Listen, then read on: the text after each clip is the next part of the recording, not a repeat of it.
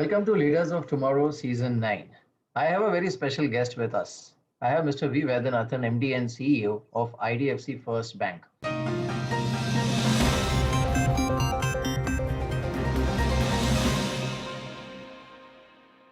He has been a professional banker and then he became an entrepreneur. He started a small company and scaled it big. And then he merged it with a bank to acquire a banking license. He has been our partner on Leaders of Tomorrow for many years, and it is our absolute pleasure to have him again on Leaders of Tomorrow Season 9. Sir, thank you so much for joining us on the opening episode of Leaders of Tomorrow Season 9. And like I mentioned, you've been our partner for many years. It's been our pleasure to work with you on this great show. Thank you. Thank you. Our pleasure as well. It's been like 8 years. Now you call it season 9. So really Yes. happy to be with you. Absolutely. So now, we have had, we have been through a year which has been literally a roller coaster ride. We have heard many voices talking about economy, talking about the revival and things like that. But I remember you made a very important point few days back, which was basically very specific concerning to the SMEs and MSMEs, and specifically about the tax rates. It sounded like a unique thought to me, so I would like to start with that. Would you like to tell us briefly what is exactly your idea? See, it's a concept that we've been trying to convey for a while that, large corporates all pay 25% tax rate, which frankly was higher earlier. It's now come down to 25%. But even small entrepreneurs who are earning maybe 20 lakh, 50 lakh, 1 crore, 2 crore, 5 crore, they're also paying 25% tax rate. So they have many handicaps in life, starting from interest rates and so on. So therefore, one neat way is to actually give them a level playing field by giving them a bit of a shoulder, a bit of a lift. And that lift could come in the form of lower tax rates. So the key thought basically was that for lower income, say up to say 10 lakh rupees, you pay only 5% tax rate. Maybe up to 50 lakh rupees, you pay only 10% tax rate. Maybe up to 1 crore, you pay only 15% tax rate. So you pay in a slabbed basis, like a progressive basis, like how personal income taxes are. Now, obviously, I'll talk specifically about the kind of slabs that you have in mind. But prima facie, what are the benefits if this proposal is kind of implemented for SMEs and MSMEs? What are the key benefits that you foresee? See, basically, we all know that large number of SMEs in India, though parallel economy India has come down, but still in India, a large number of entrepreneurs do deal in cash. For them to pay 25% tax rate is, by the way, 25 is not too high, but when large corporates are paying 25, they could probably pay 5 or something. It gives a level playing field. Today, the biggest issue is that small entrepreneurs have everything is high cost for them. Interest rate is 15, 18% or 25%. Large enterprises borrow at 9%, 8%, 7%. In terms of quality of manpower, obviously, small entrepreneurs cannot acquire the kind of manpower, talent and so on and so forth. In terms of unit cost of economics, again, small enterprises have higher cost per unit cost of everything because of lack of scale. So this way, the big will keep getting bigger and has a distinct advantage over the small. If I'm borrowing at 4%, 5%, and other NBFC is borrowing at maybe 9%, 11%, 14%. So obviously, there is a fundamental disadvantage large corporates like ours have. So if small corporates get that lift, I think it will really help. And actually, it will bring them to parallel economy, out of parallel economy. Mm-hmm. But I just have, out of curiosity, I have a question. Already, government has announced, various support measures and schemes, especially for small enterprises and small entrepreneurs. So, you think even after doing all of that, something like this is still required for probably a longer term growth?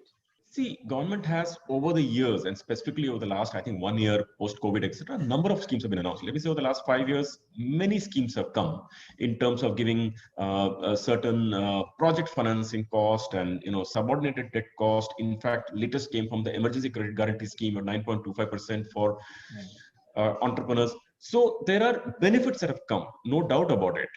But this is one stroke of a pen.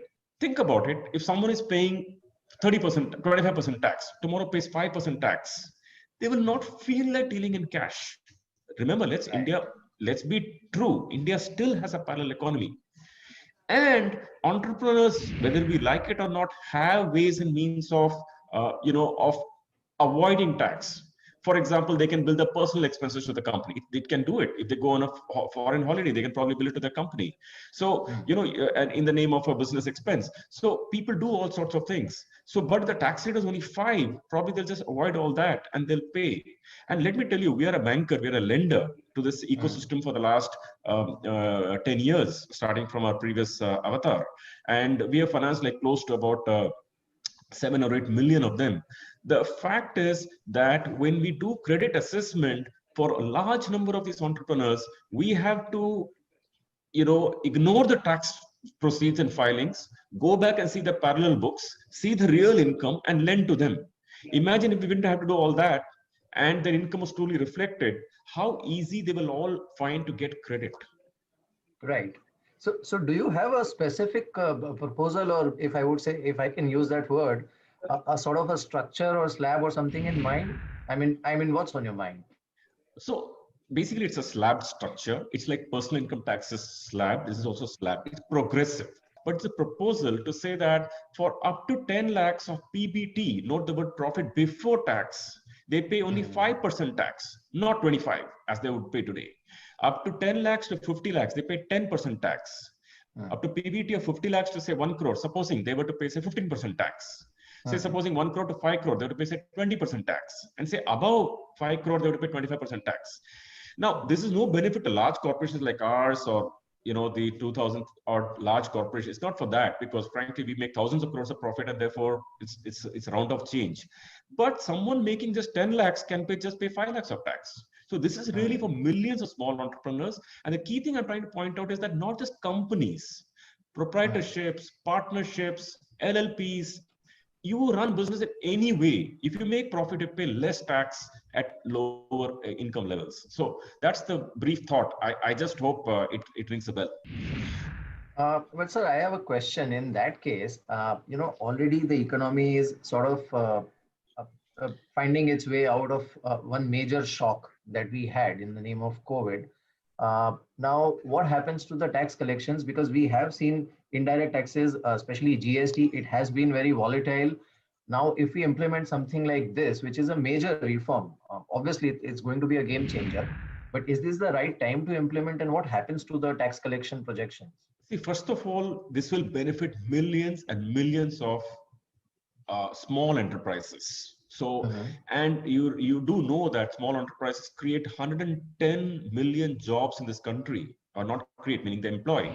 So it's important. Now, in terms of fiscal, I would say that a lot of them anyway avoid the tax. The famous Laffer curve that you drop the rate, tax rate goes up. I mean, that's been applied across the board. But if you would specifically apply for small enterprises, people who don't pay tax, if they pay tax, then even your 5% may give you more tax than billing them 25%. It's possible. I haven't done the maths on this, and government will know better, but just a thought really to consider. I think big education has to happen along with this measure, where we educate the, like a full page ads or whatever, to explain people that now you start paying a tax only 5% and it'll help you, and by the way, anyway, paying taxes, every citizen's duty.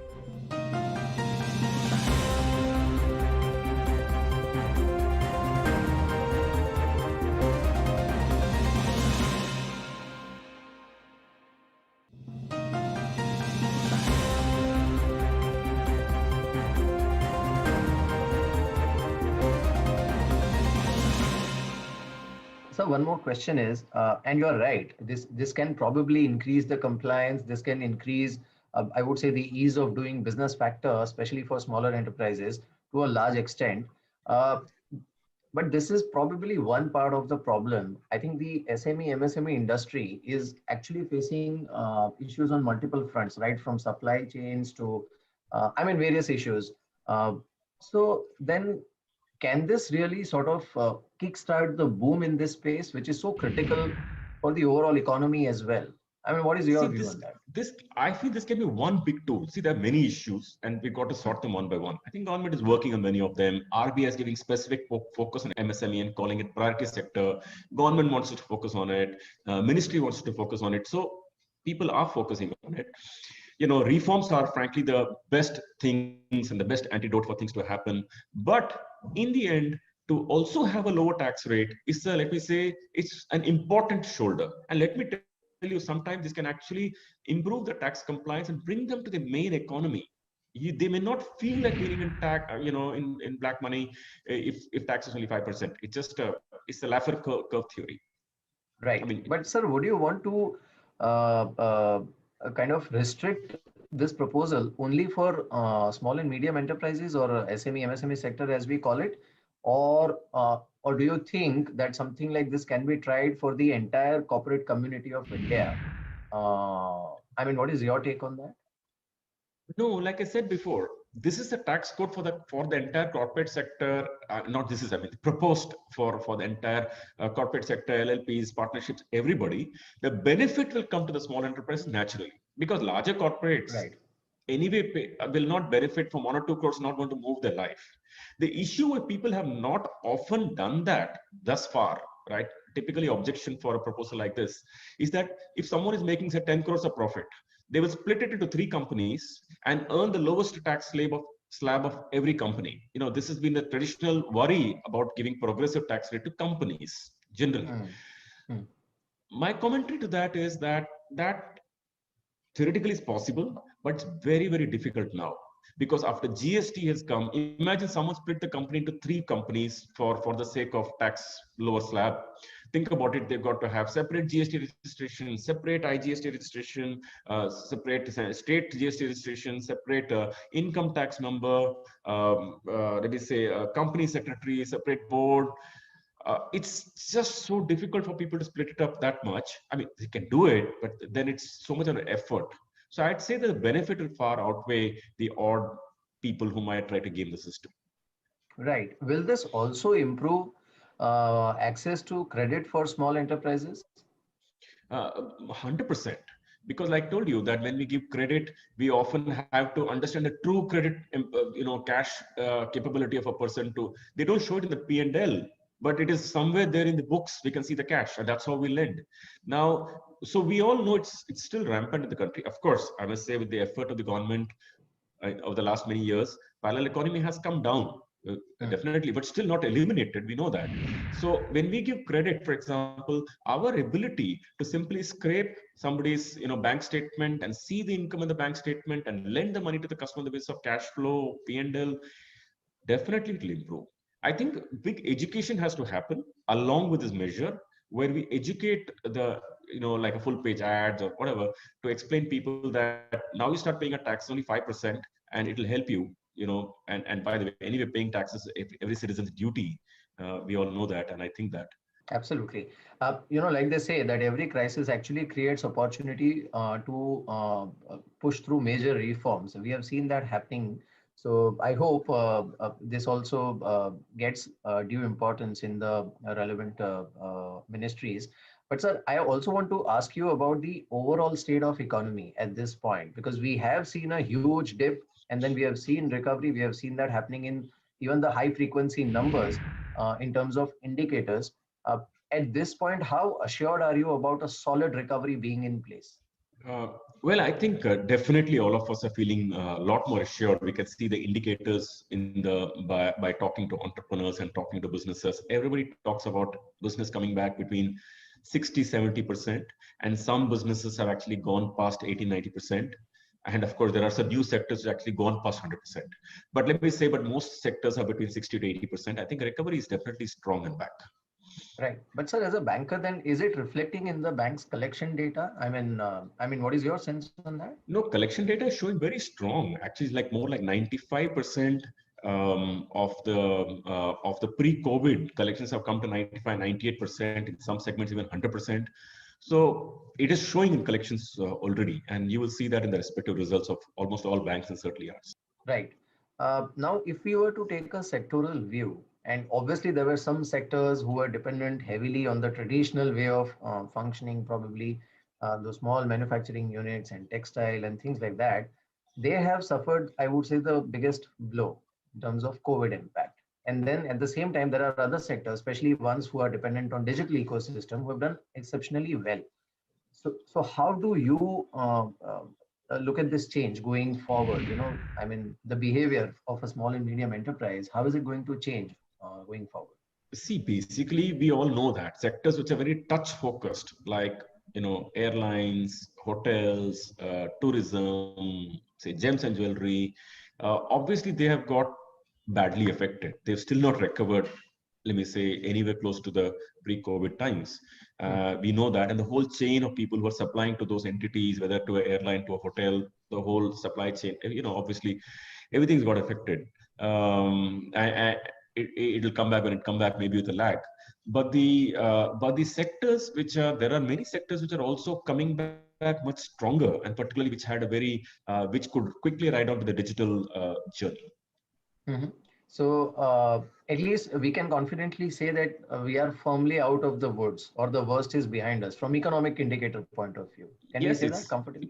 definitely we can say that. I think it's also, we can say beyond that. I think we've had one learning from the whole COVID, that next time if there's a crisis of this magnitude, at least we will not, and we should not, and the world should not panic as much as it did for COVID, because end of the day, the underlying demand is so strong. It is proven, I think, in the last couple of months. Right. So, we have been talking about entrepreneurship on Leaders of Tomorrow for many years, but this is obviously a unique year. If you were to kind of, share your vision or share your message, I would say, to our viewers or everybody who's watching this show and trying to do something on his own or trying to get inspired, what would be your key message to that person right now who's watching this show? See, there are two things. One is people, and let me say, one of the themes of your own program is empowering a billion dreams. I assume that the new startup ecosystem is going to be a big part of that storyline. Now, the one of the things to note is that there are many sectors. We talked about sectors that are affected. Many sectors are actually coming back. If you take of agri tech, there are now people which are traditionally for 100, 500 years maybe never reformed or didn't reform substantially. Suddenly, there are maybe 400, 500 agri-tech companies. There are so many education tech companies. India has maybe 1,000 universities and 300 million students in schools, and suddenly people are creating platforms to make that happen. Maybe the video technology industry is a new industry, the one which we're right now conversing on, and Zoom and Teams and all that. Then let me just say that, like, this sector after sector is now finding new ways of growing. Payments industry is growing. That's our world. We're seeing it every day. Now UPI is like 2 billion transactions a month. It's like unbelievable, 200 crore transactions. So what I'm saying is that every sector is also seeing a very digital avatar of itself and growing, and therefore anybody starting now should of course focus on the a new sector which has an opportunity of multiplying from even post COVID. Right. In fact, specifically post COVID. Absolutely. And somebody who was unfortunately, probably not unfortunately, but maybe stuck with the older way of operating, or maybe stuck with that ecosystem, I think this is the right time for them also to begin their They need to journey do. of I mean, some transition. businesses are fundamentally hard to pivot. Okay, we can empathize with that, right? If you're in gems and jewelry business, now how are we going to pivot into an electronic? People have to maybe a little bit of sales and marketing can, but people will still want to buy those goods. So there will be some sectors which will get affected, but for many other sectors, pivoting is happening. Well, that's really heartening and nice to hear. Thank you so much, sir, for joining us, and it's been a pleasure. Thank you very much.